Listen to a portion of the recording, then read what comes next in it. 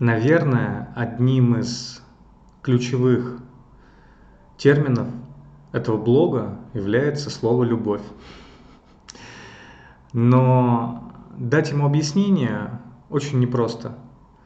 И почему непросто? Потому что это состояние, его надо чувствовать, желательно чувствовать, правильно?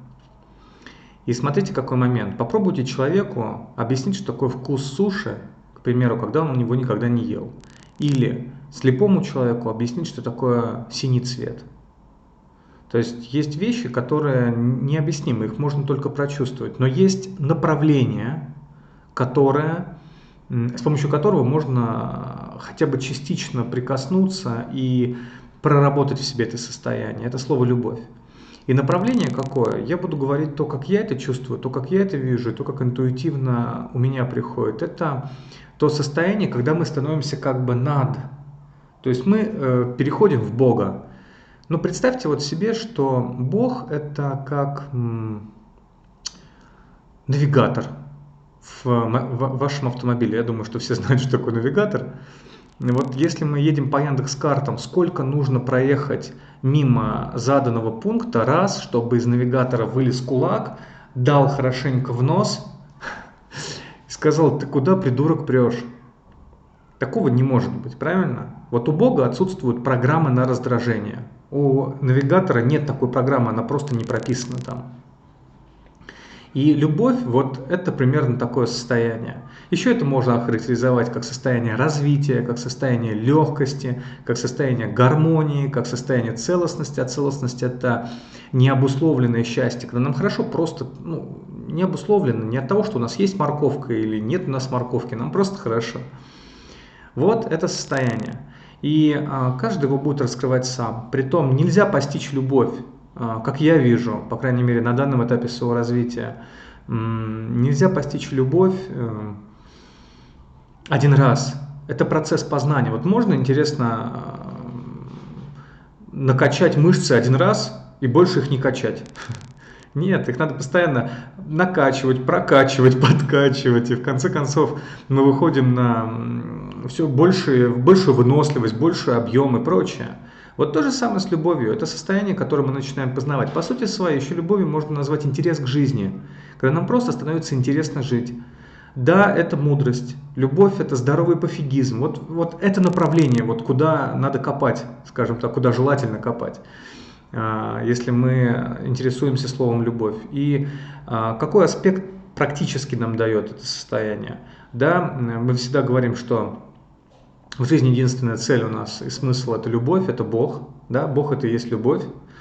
Это состояние, когда мы становимся, повторюсь, над тем, что происходит, то есть мы становимся выше этого. У нас включается в определенной степени здоровый пофигизм, мы включаемся в большую легкость, мы становимся как бы богами для той физической реальности, которая окружает нас. То есть по сути своей мы становимся выше всего этого, мы преодолеваем это все.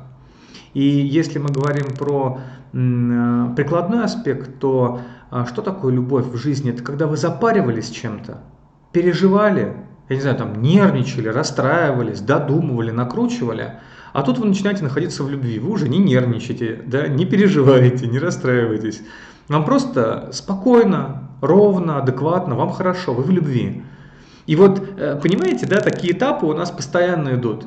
То есть то, что раньше нам казалось очень серьезным, глобальным и имело большую важность в нашей жизни, мы потом переходим на новый уровень Бога, на новый уровень любви, и нам уже как-то фиолетово. Вспомните даже, когда вот кто-то машину там покупает, первую неделю, другую, да, вау, трясет аж. Какая она кайфовая, классная, как там другие посмотрят и прочее.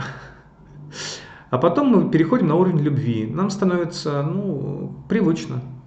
Вот что такое любовь. Любовь – это, по сути, свой процесс преодоления из сложного в простое. Вот, наверное, это самый близкий на семантическом уровне, если говорить про уровень языка, определение слова «любовь». Но все равно это не имеет к любви никакого отношения. Потому что любовь ощущается только в сердце. Бог – это не какая-то абстракция. Бог, его нету где-то там, это не дедушка с бородой. Это однозначно, это можно даже сердцем почувствовать. Бог, он здесь, он в душе. Он не в религии, там где-то спрятан, да, он здесь, не надо его никуда идти искать. Вот что такое любовь. Это Бог, это развитие Бога внутри себя, это познание Бога внутри себя, это познание глубоких бессознательных чувственных аспектов нашей жизни. Вот и все. Если мы начинаем к этому подходить немножко в юмор, не циклимся на этом, а интересуемся, нам становится интересно, то тогда знаете, что будет происходить? Нам будет хотеться еще сильнее любить своих детей, своих жен, своих мужей, свою работу, свою самореализацию. Все у нас будет становиться гармонично, мягко, плавно по любви. Вот зачем нам нужны эти определения, эти понятия, эти смыслы. Вот для чего нам их нужно развивать. А от себя я желаю, пребывайте все в любви, это очень просто, надо всего лишь фокусировать свое внимание. Плавно каждый к этому приходит. Я абсолютно в этом убежден, я не видел ни одного человека, который не способен любить. Любой способен. И это вопрос времени, и это процесс. Будьте счастливы и находитесь в любви почаще. Пока.